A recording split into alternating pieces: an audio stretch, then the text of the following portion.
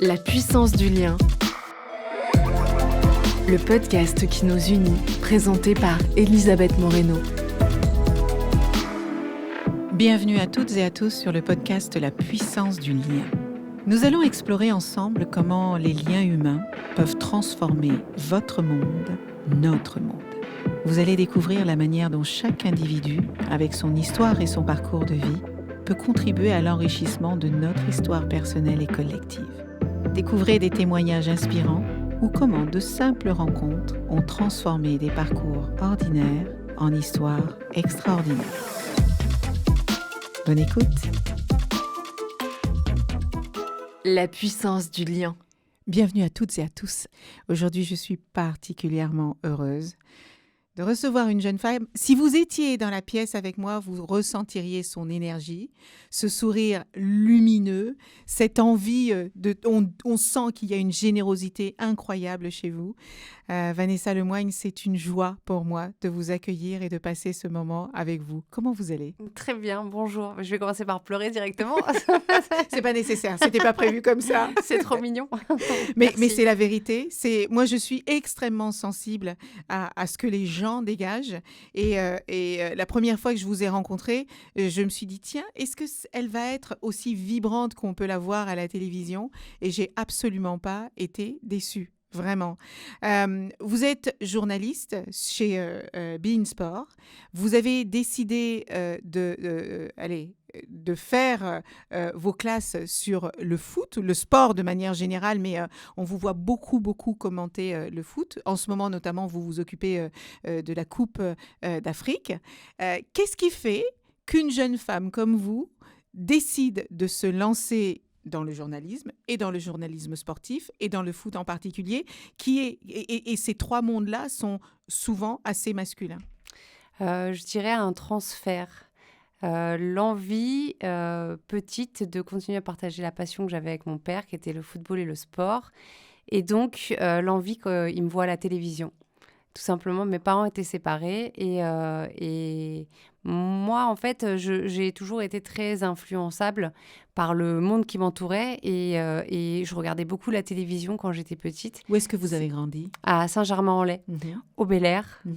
Et en fait, je regardais la télévision parce que c'était ma nounou. À l'époque, il y avait pas ces histoires d'écran et compagnie. Ma mère travaillait au centre hospitalier, elle travaillait beaucoup.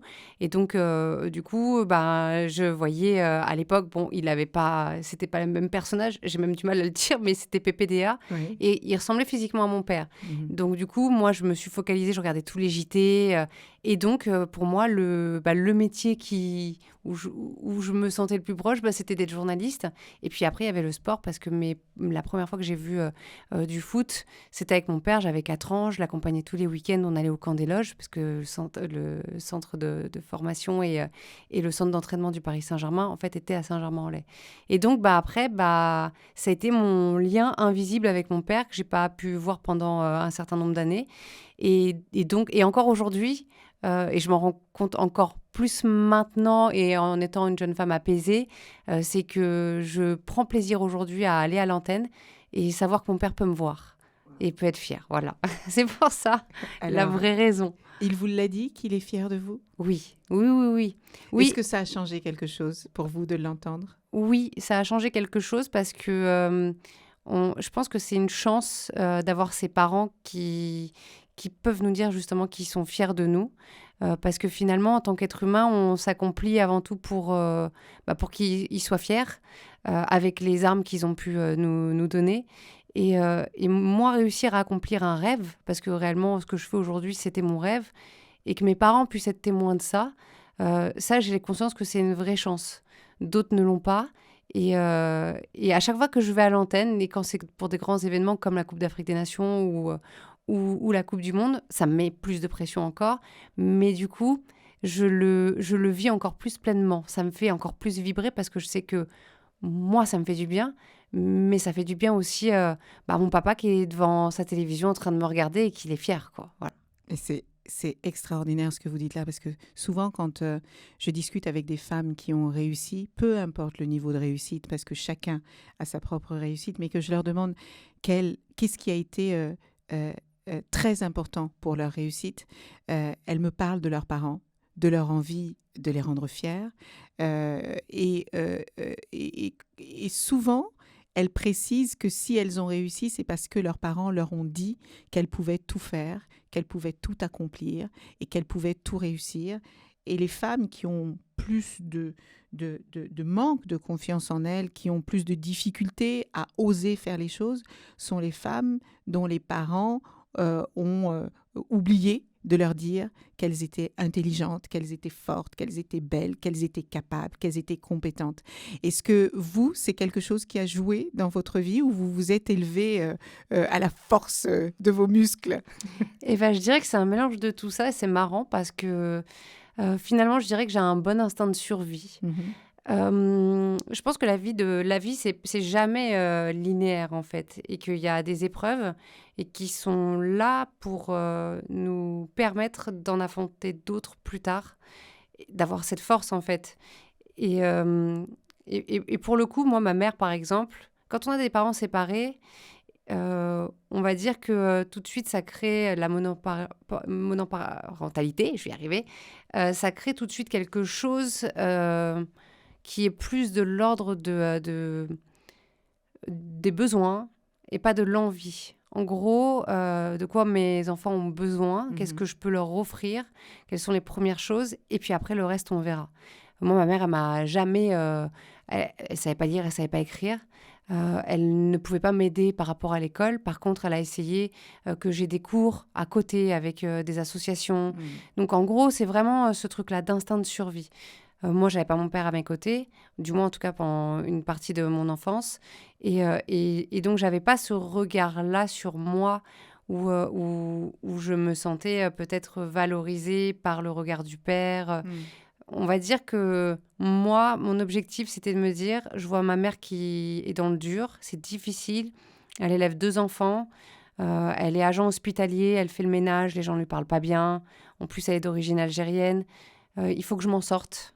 Et en fait, j'ai pas trop le choix, en fait. C'est qu'il faut que je lui enlève des problèmes. Il faut pas que je sois un problème pour elle, il faut que je sois une solution, en fait, dans sa vie, à la fois moralement, mentalement, et puis après, si je peux, même en termes de confort pour elle plus tard. Ça a toujours été de me dire ça, en fait. C'est que je suis en mission, elle m'a donné des armes, il faut que je me rende compte à quel point c'est précieux ce qu'elle me donne. Et même si c'est pas forcément des mots, gentils ou autres, elle me donne de la force et elle me montre un exemple. Et à moi, en fait, d'aller chercher ce que j'ai envie de faire. Et elle a toujours été dans le réel. Donc moi, elle m'a toujours dit, c'est très marrant ça, moi, je lui disais, depuis que j'ai 7 ans, je savais que je voulais être journaliste. Et elle me disait, c'est mieux d'être fonctionnaire. Et je lui dis, j'irai à France Télévisions. Parce que comme du coup, c'est pareil, donc du coup, c'est des fonctionnaires. Donc on était persuadés toutes les deux que c'était le cas. Donc on avait cet objectif dans notre tête. Et après, une fois que je commençais à bosser dans le monde du journalisme à la télé, et pendant longtemps, j'étais pigiste, c'était très difficile au début. Pendant vraiment, j'ai eu 8 grosses années très compliquées où elle me disait d'aller faire un vrai travail et d'aller travailler à l'hôpital, qu'elle pouvait me pistonner. Et donc, je passais à la télé, même après, à Bein, et ça marchait. Quand est-ce que tu feras un vrai travail ? Et ça a toujours été... Et ça, c'est le genre de choses qui ramènent vraiment, en fait, les pieds sur terre. Et c'est vrai que quand on réfléchit, moi, ce que je fais, c'est pas un vrai travail. Oui. C'est une passion, je m'amuse, mais c'est pas le vrai travail. Celui où, voilà, c'est du labeur. Alors, je mets du labeur, du coup, je pense pour me déculpabiliser de la chance que j'ai, peut-être. Donc, je mets du labeur, je mets de la force de travail dans ce que je fais. Mais par contre, je me rends compte que ça n'a rien à voir avec ce qu'elle pouvait faire, elle, par exemple. Quoi. C'est autre chose, parce que, en fait, c'est vrai que quand on regarde les gens à la télévision, on ne voit... que les paillettes, la lumière, mais c'est énormément de travail de faire ce que vous faites. C'est énormément de préparation. Je pense que intellectuellement, c'est extrêmement prenant. Après, c'est pas un travail manuel. Ça va pas être un travail sur lequel vous allez forcément, j'allais dire, vous lever à 4 heures du matin. Mais si, ça vous arrive aussi de vous lever à 4 heures du matin. Oui, je l'ai fait longtemps, même 1 heure. Je pense que je comprends ce que voulait dire votre mère, parce que mes parents me disaient la même chose. Il y a des métiers qui sont des labeurs, et surtout quand on travaille dans les hôpitaux et qu'on prend soin des autres, je pense qu'il y a une sorte un côté sacrificiel qui est assez important. Et elle ne peut pas imaginer que vous, avec la joie et le bonheur que vous avez de faire le métier que vous fassiez, que vous faites, que ça puisse être un vrai travail. Je pense que si j'avais une conversation avec elle, je lui dirais « Oh mon Dieu, que je vous comprends ». Mais en vérité, pour avoir fréquenté beaucoup de journalistes, je sais tout le travail qu'il y a quand c'est bien fait, évidemment, parce que c'est comme tout. Si vous le faites correctement, ça demande beaucoup d'implication. Sinon, j'ai vu aussi des journalistes qui n'avaient peut-être de ça que le mot journaliste. Est-ce que vous pourriez nous dire, parce que je trouve que vous parlez de votre maman avec beaucoup d'émotion et d'affection, qui sont vos rôles modèles ? Ah bah déjà, il y a ma mère, ça c'est le premier. Et ce qui est assez marrant, c'est que ça m'a appris la nuance. C'est que c'est une femme très forte, c'est une femme qui a traversé beaucoup d'épreuves et qui en porte les stigmates, je pense, psychologiques, dans sa façon d'interagir avec l'autre, et notamment avec ses enfants. Donc on est 4 en tout, hein. Et parfois c'est compliqué. Parfois, c'est difficile. Parfois, j'ai l'impression que c'est moi la maman. Mais en même temps, elle est ce socle. Elle est vraiment cette personne qui me montre, en gros, qu'est-ce qu'est la vraie vie. Quel est le vice des gens et qui sait le traduire de façon très crue. Parce qu'elle n'a jamais des mots doux, en fait. C'est toujours des mots très cash. Et donc, moi qui suis plus dans le monde du sensible et qui suis plus une empathique en vrai, parfois, c'est un peu difficile pour moi. Mais en même temps, c'est ce qui me permet d'être structurée. Elle me structure. Et puis après, tout ce qu'elle a pu réaliser, je crois à l'ADN, vraiment. Je pense on porte chacun dans l'ADN les souffrances, les difficultés, les bonheurs en fait, de nos familles, de nos parents. Et en fait, j'ai la sensation parfois, quand ça a été difficile, parce que en vrai, mon métier, il est difficile, mais plus socialement, dans l'interaction avec les gens, parce que c'est une compétition et que tous les coups sont permis, on a l'impression parfois. Et parfois, même quand ça faisait le mal, je me disais, mais en fait, on va me faire quoi ? Et qu'est-ce qui peut être plus difficile que ce qu'a pu vivre ma mère, par exemple, ou ce que j'ai pu vivre moi étant plus jeune. Rien, en fait, ça, c'est rien, c'est du menu frottin, c'est juste des choses, c'est un amusement pour eux et ça doit l'être aussi pour moi. Donc, je suis persuadée que cette force, en fait, on la porte dans l'ADN. Et ce gène algérien, que nous, on appelle le NIF, réellement, moi, je le porte, c'est-à-dire que plus on me tape, plus ça me motive et plus je me lève et plus j'ai envie d'aller chercher des choses. Et plus je vais continuer, en fait, En fait, je me dis, si je gêne à ce moment-là et qu'on veut m'abattre à ce moment-là, ça veut dire que mon combat est noble. Voilà ce que je me dis. Et parfois, malheureusement, j'avoue que j'aimerais ne pas avoir à mener de combat et que la vie m'a emmenée vers des chemins où je me suis retrouvée finalement à porter des choses où je pense que je n'avais pas les épaules. Mais voilà, c'est la vie. Et, ils vous ont fortifié. Oui, et puis ça ouvre la porte à d'autres. Oui. Donc, au moins, ça sert à quelque chose. Vous avez dit ce que vous avez appris de vos racines algériennes et votre caractère fort vient de votre partie bretonne, c'est ça ? Des deux. Des deux. Ouais, des deux. On va dire que j'ai une lutte intérieure entre ma partie algérienne et ma partie bretonne. Des fois, je m'embrouille avec moi-même. J'ai beaucoup de mal à être tranchée. À dire c'est tout noir ou c'est tout blanc. Par exemple, les émissions de débat, comme on pourrait voir, où il faut incarner une position, moi j'aurais beaucoup de mal. Parce que j'ai ce truc où j'ai conscience que la vie, c'est une question de point de vue. Si on se tourne, si on regarde par en bas ou sur un côté, on va pas voir les choses de la même façon. Pour moi, les idées, c'est pareil en fait. Donc, et j'aime bien débattre, mais pour se rapprocher. Pas pour être dans la confrontation. Donc, voilà. Donc, moi, je suis là-dedans, intérieurement. Souvent, je veux penser quelque chose et après, je vais être très dure avec moi-même et je vais dire, t'es trop bête, parce que voilà. Mais je suis têtue par la Bretagne et on va dire que je suis excessive par l'Algérie. Vous avez dit tout à l'heure que vous étiez apaisée. Oui. Vous avez eu des moments où vous ne l'étiez pas du tout. Parce que en fait, quand on a un objectif, quand on a un rêve et qu'on en fait un objectif et qu'on a des étapes à passer et que c'est long et que c'est difficile et que les gens nous mettent des bâtons dans les roues, réellement, alors que c'est pas nécessaire, parce que la vie, c'est déjà dur. On va dire que on n'a plus le choix d'être dur. On n'a plus le choix d'être doux, pardon. On est obligé d'être dur. Et donc, du coup, on rentre dans une sorte de bataille, dans un combat, et on oublie tout ce qu'il y a autour, et on est concentré sur ce rêve-là, et ça devient un peu obsessionnel. Et j'ai beaucoup travaillé, en fait, et j'ai beaucoup sacrifié. Je suis peu sortie, par exemple.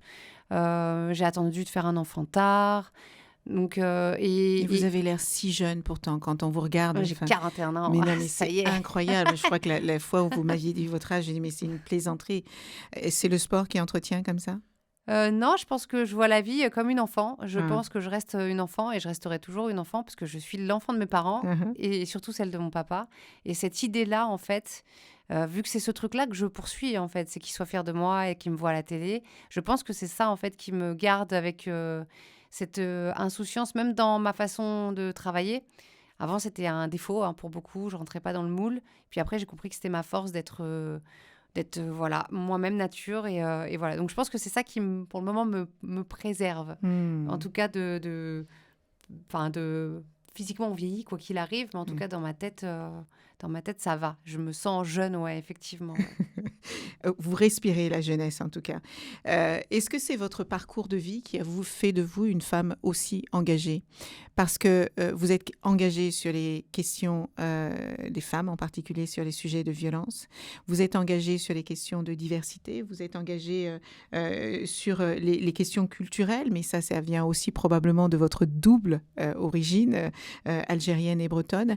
D'où vient cette envie que vous avez de donner, de vous battre pour ceux qui ne peuvent pas se défendre, eux? Je déteste l'injustice. Et j'ai beaucoup été victime d'injustice.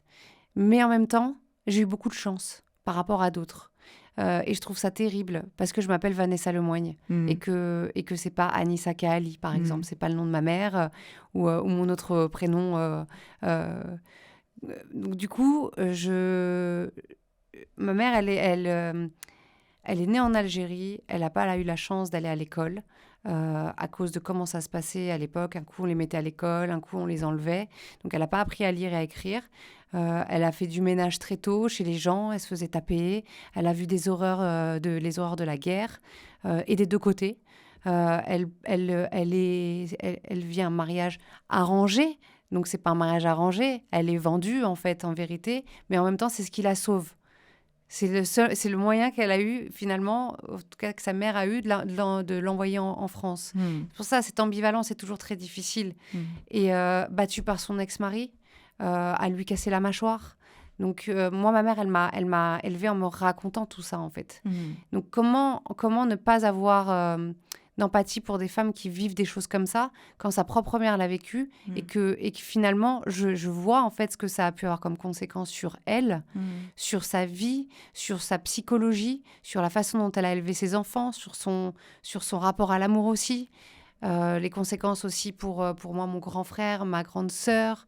Et puis après, le fait d'avoir, moi, une double identité, qui en est qu'une finalement, mais j'allais à l'école à Saint-Germain-en-Laye, en centre-ville, parce qu'elle ne voulait pas que j'aille à la ZUP, parce qu'elle considérait qu'il ne fallait pas mettre tous les pauvres ensemble. Et comme par hasard, tous les pauvres, c'était des Arabes et des Noirs. Voilà, ce truc très cru. En fait, là, je balance vraiment les mots de ma mère, mais qui, du coup, c'est des trucs qui s'imprègnent et qui restent. Et que moi, quand elle venait me chercher à l'école, on me demandait pourquoi c'est ta femme de ménage qui vient te chercher. Voilà, ça, c'est des trucs, quand on a 7, 8 ans, c'est des choses qui marquent. Et en fait, on ne comprend pas.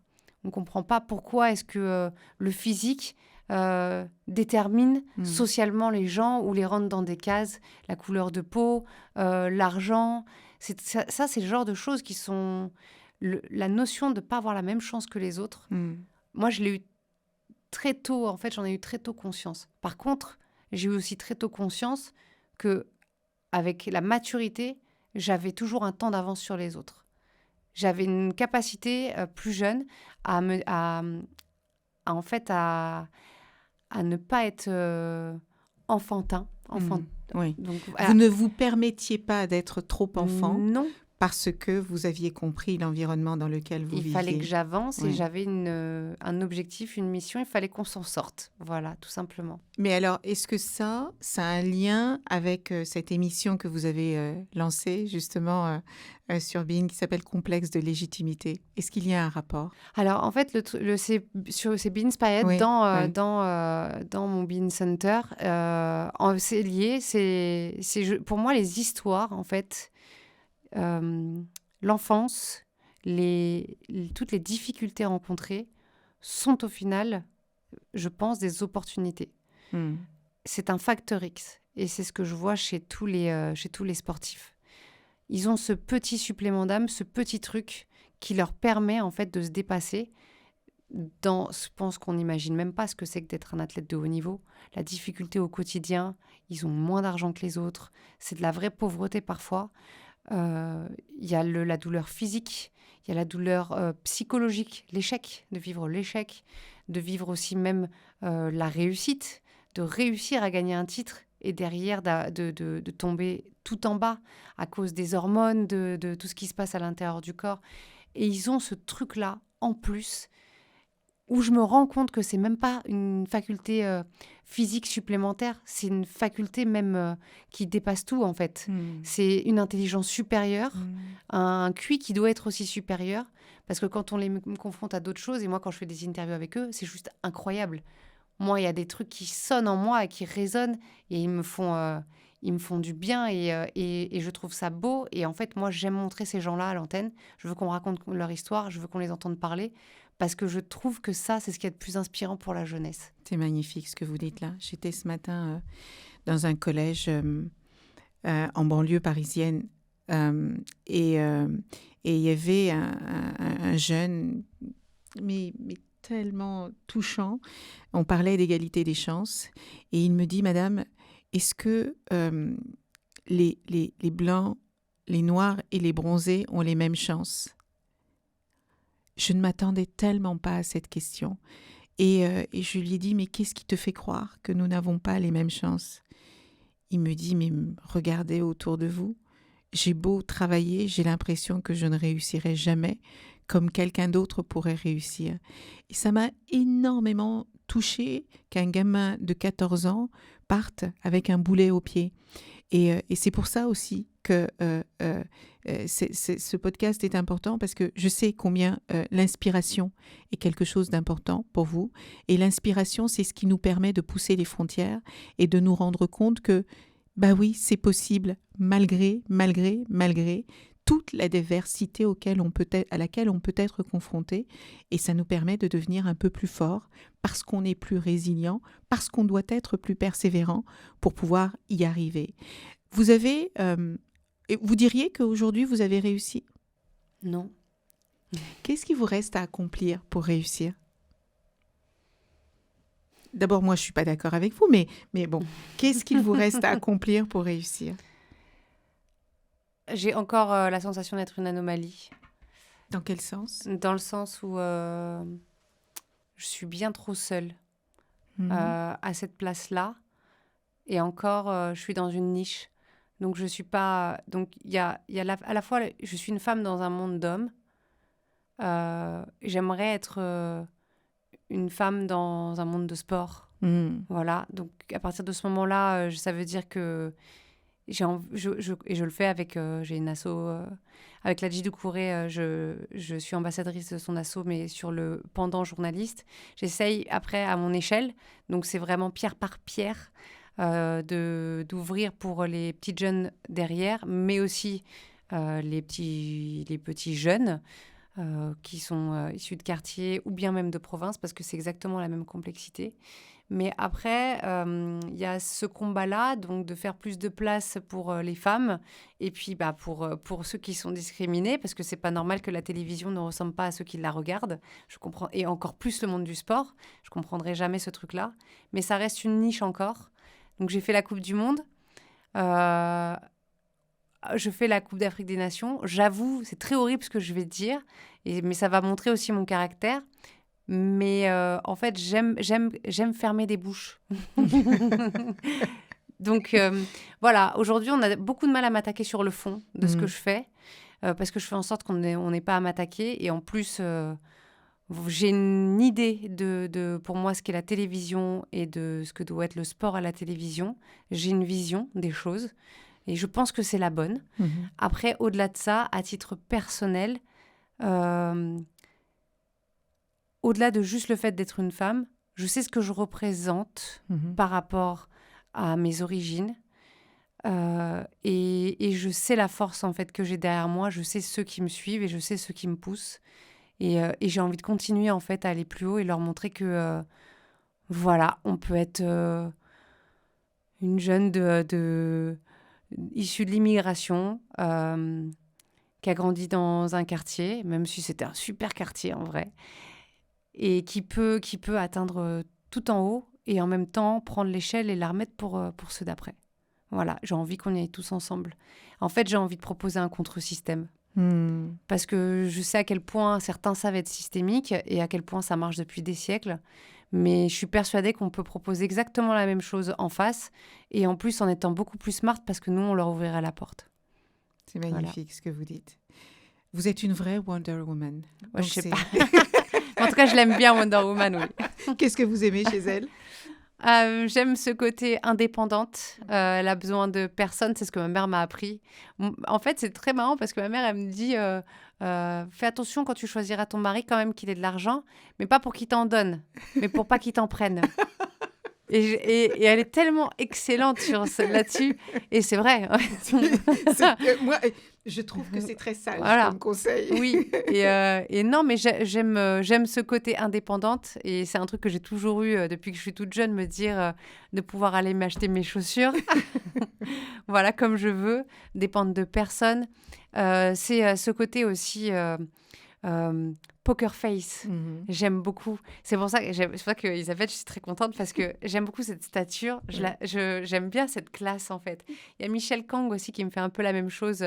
C'est la nouvelle présidente des filles à Lyon, où il y a un charisme naturel et c'est dans la démarche. Alors parfois, je me surprends à essayer de marcher comme ça. Mais vous savez, je crois, je ne sais plus qui, je pense que c'est Christine Lagarde qui recommande aux femmes de s'habiller comme elles ont envie d'être. Oui. Pas comme vous êtes, mais comme vous avez envie d'être. Oui. Parce que la posture est importante, parce que ça conditionne votre mental et tout ce que vous faites derrière.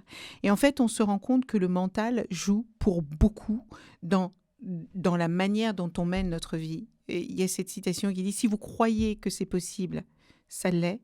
Si vous croyez que ça n'est pas possible, ça ne le sera pas. » Parce que vous allez tout faire pour vous convaincre que ça ne fonctionnera pas et donc vous ne tenterez même pas.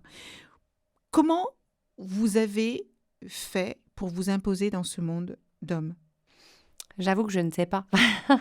Non, j'ai eu déjà beaucoup de naïveté au départ, parce que je ne savais pas que... Alors, j'aimais le sport, je voulais être journaliste. Une chose est sûre, c'est que mon métier, c'était d'être journaliste. J'écrivais des faux journaux avec mon petit frère qui me filmait avec du papier toilette. Donc ça, c'était mon objectif. À côté de ça, j'étais passionnée par le sport. Je regardais les jeux la nuit, j'allais me réveiller, j'allumais la télé, je regardais sous le canapé, pas que ma mère, elle me catch. Et vraiment, le foot, en plus, avec mon père. Et puis, j'ai gardé derrière, surtout, c'est que c'est devenu ma propre passion. Tous mes amis, en fait, étaient aussi dans le sport après. Et quand je suis arrivée donc là, dans la première chaîne de télé locale où je bossais, il y a quelqu'un qui un jour me dit « Mais si t'aimes le sport, pourquoi tu bosses pas dans le sport ?» Et je lui dis « Mais je peux !» Et en fait, parce que j'avais pas de rôle modèle, il n'y avait pas de femme, il y en avait une seule. Donc on était... Et encore aujourd'hui, il y en a qui pensent ça, hein, mais on était persuadés qu'en gros, il n'y avait qu'une seule place pour une femme. C'était la place d'une femme, en fait. C'était très bizarre, quoi. Quand je réfléchis aujourd'hui, je me dis « Mais c'est incroyable, ce manque de jugeote, en fait. » Et à l'époque, ils cherchaient des femmes. Mais pour les mauvaises raisons. Il fallait sexualiser, en fait, le monde du foot, le monde du sport. Comme c'était des hommes qui regardaient, du coup, il fallait mettre des femmes. Et après, j'ai eu la chance de croiser... Alors, c'était compliqué, hein. Au départ, on ne fait pas ce qu'on veut, donc j'ai travaillé pour Coé, par exemple. Donc, c'est un apprentissage en soi, hein, de la vulgarité et de la répartie aussi, en ce qui me concerne. Donc voilà, et puis ça, c'est là où on se confronte au pire. On se dit, voilà, tout ce qui passe derrière, ça va. Après, c'est Ce soft. sont de bonnes écoles. Difficiles sur le coup, mais qui vous préparent peut-être aussi à un monde suite. qui est difficile en soi. Oui, complètement. Et j'ai eu la chance de croiser je pense, des féministes, des hommes féministes. Je pense à Patrick Chen, Arnaud de Courcelles. Alors, c'est pas des noms que Arnaud va pas sonner comme ça, mais voilà, je pense que c'est des gens qui, dans le métier, ont compté pour moi. Et j'en parle parce que c'est dire à quel point c'est important, parfois, qu'un homme ou une femme, d'ailleurs, mais prenne conscience qu'à son poste, en tant que dirigeant ou dirigeante, il a une responsabilité. C'est-à-dire qu'en donnant, à un moment donné, peut-être pas une chance, mais juste un conseil, en étant là, il peut changer la vie de quelqu'un. Et moi, ça a été mon cas. Donc, voilà, il y en a eu plusieurs, hein. Il y a eu Carl Olive aussi, même si nous ne partageons pas les mêmes idées, je vais le préciser. Mais pour ça, voilà, c'est quelqu'un qui est toujours dans ce côté-là de transmission et de donner sa chance aux gens, ou du moins de donner des conseils. Voilà. Charles Bietri, évidemment, parce que c'est lui qui me ramène à Bein en nous présentant comme l'équipe de France Espoir quand Bein se crée, qui était très intelligent. Je pense que ça lui servait à lui aussi d'avoir des jeunes à payer moins, mais à qui il donnait les clés du camion et on avait faim. Et donc, on a monté un truc assez incroyable.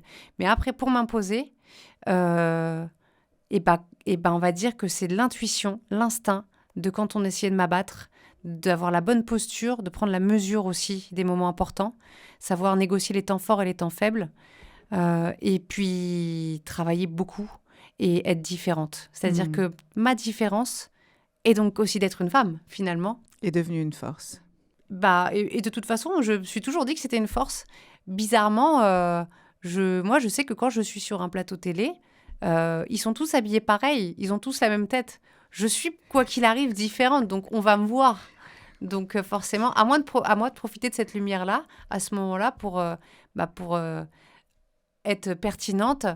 Et c'est en ça, négocier les temps forts aussi, c'est savoir aussi préparer son discours, avoir son bon filet et ne jamais laisser place à l'improvisation uniquement quand c'est pour avoir ce petit grain de folie en plus. On ne pouvait pas rêver meilleur témoignage, la manière dont vous racontez l'importance des gens qui sont passés dans votre vie et qui vous ont donné cet élan dont on a parfois besoin. Il faut toujours rappeler que personne ne réussit seul, qu'on a toujours besoin de rencontres bienveillantes autour de soi pour pouvoir s'accomplir. À votre avis, qu'est-ce qui manque à ce monde pour qu'il aille mieux et qu'est-ce que vous faites, vous, pour le rendre meilleur ? Alors, si j'avais la solution, je pense que du coup, je ne serais pas journaliste à Bein Sport. Je serais peut-être présidente de la République. Mais en tout cas, moi, je sais une chose, c'est que ce qui me fait avancer dans la vie, et aussi parce que si j'ai peur d'une seule chose, c'est de Dieu. Même si je ne sais pas ce que c'est Dieu. Mais j'essaye d'avoir une ligne conductrice qui est la bienveillance, la gentillesse. Alors, on est toujours le gentil de quelqu'un et le méchant de quelqu'un. J'imagine qu'en fonction des points de vue, je peux paraître être méchante pour certains.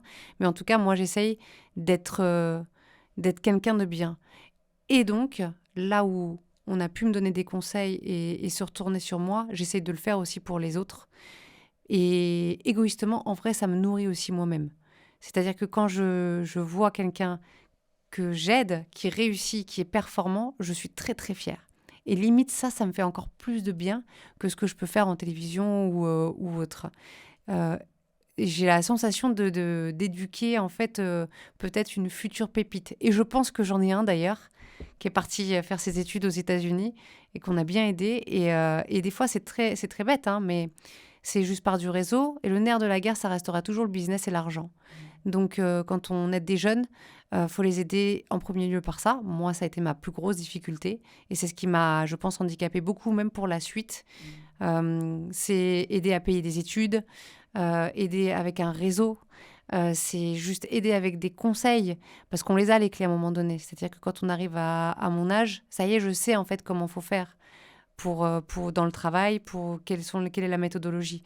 Je la transmets, en fait, tout simplement. Comme ça, au moins, je me dis, déjà, ils iront plus vite que moi et ils seront encore meilleurs. Voilà. Vous êtes absolument splendide, Vanessa. Je veux vous remercier du fond du cœur d'avoir passé ce moment avec nous.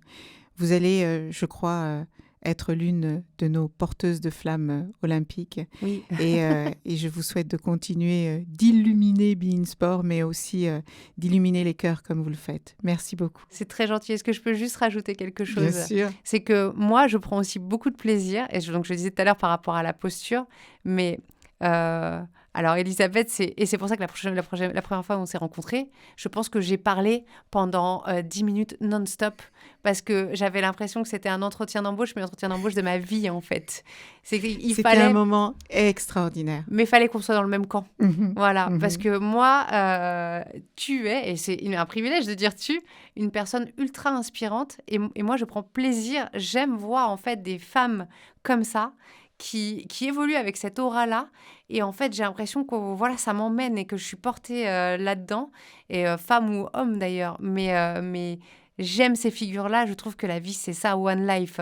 Et je trouve que la tienne, elle est fantastique. Et je pense que ça continuera encore. Et je prends plaisir à être spectatrice de ça. Voilà. Merci infiniment pour ces mots. One life. One life est plein de vie à l'intérieur de cette vie unique. Que continue de briller. C'est tout ce qu'on te demande. Merci beaucoup, Vanessa. Merci. À très bientôt.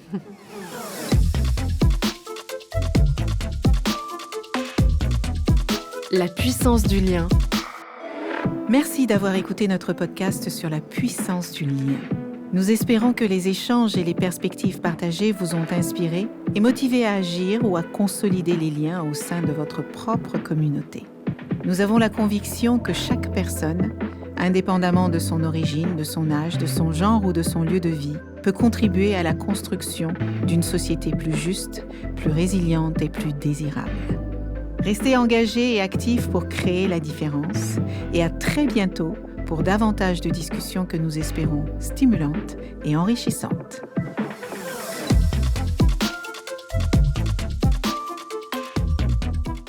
Rendez-vous sur le site lapuissancedulien.org pour découvrir l'association qui œuvre pour le renforcement des liens humains. Et si vous aimez, soutenez, commentez et partagez.